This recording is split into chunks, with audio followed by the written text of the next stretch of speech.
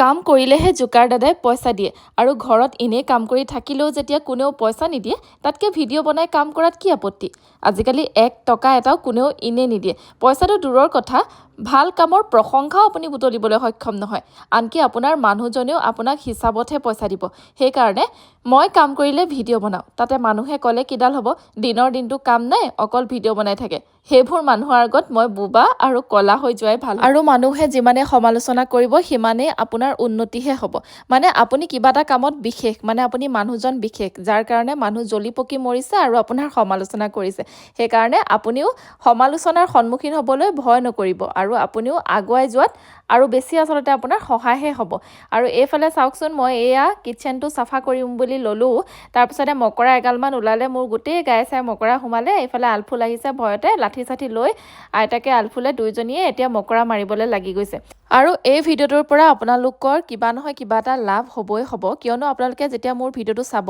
চাফা কৰি থকা ভিডিঅ'টো তেতিয়া আপোনালোকৰো মন যাব যে কিবা এটা চাফা কৰোঁগে বুলি যিটো আপোনালোকে বহুত দিনৰ পৰা কৰিম বুলি ভাবি আছে কিন্তু আপোনালোকে এলাহত কৰিব পৰা নাই কিন্তু আপোনালোকে চাব এনেদৰে ক্লিনিং কৰা ভিডিঅ'বিলাক যেতিয়া আপুনি চাই থাকে তেতিয়া মনত এটা উদ্যম বাঢ়ে জোচ আহি যায় যে ময়ো যাওঁ এইখিনি ময়ো চাফা কৰোঁগে যিহেতু বহুত দিনৰ পৰা ময়ো ভাবি আছিলোঁ এইখিনি কৰিম বুলি কিন্তু কৰিব পৰা নাছিলোঁ আৰু এইফালে চাফা কৰি থাকোঁতে এইটো বাঁহৰ চুঙা এটা ওলালে তাত কি আছে জানেনে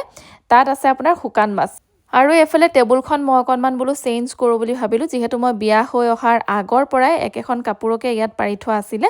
আৰু ভাবিলোঁ যে ইয়াত বেলেগ এখন কাপোৰ পাৰোঁ তেতিয়া অলপমান মনটো ভাল লাগিব যিহেতু বেছিভাগ সময় গৃহিণী এগৰাকী বেছিভাগ সময় যিহেতু পাকঘৰতে কটোৱা যায় আৰু পাকঘৰটোৰ পৰা যদি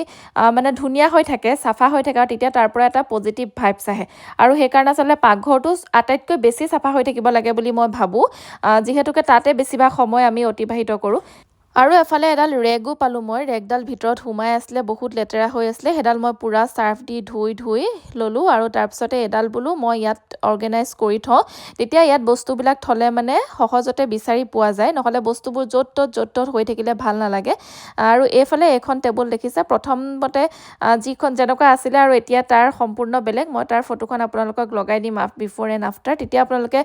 গম পাব কিমানখিনি চাফা হ'ল আচলতে আৰু এয়া যিহেতু টেবুলখন বহুত বেছি পুৰণা তাৰ পৰা বহুত বেছি ঘূণগুৰি ওলাই থাকে ঘূণে খাই থাকে টেবুলখন কিন্তু হ'লেও উপায় নাই মানে টেবুলখন যিহেতু বহুত বেছি দৰকাৰী হয় তাতে বহুত বস্তুবিলাক থ'বৰ কাৰণে আচলতে আৰু এইফালে হাজবেণ্ডে বনাই আছিলে লোকেল মুৰ্গী আৰু তেওঁ বনাই থকাৰ কাৰণে আচলতে মই কামখিনি কৰিবলৈ সুবিধা পালোঁ তাৰপিছতে এইফালে মই একেবাৰে লাষ্ট ফিনিচিংটো দিলোঁ ঘৰটো ধুনীয়াকৈ মচি ল'লোঁ আৰু এইফালে এয়া মোৰ কিটচেন একেবাৰে ৰেডি হৈ গ'ল ধুনীয়াকৈ চাফ চাফাই কৰি মেলি ল'লোঁ আজিৰ ভিডিঅ'টোৰ পৰা লৈছোঁ বিদায় আজিলৈ আহিছোঁ বাই বাই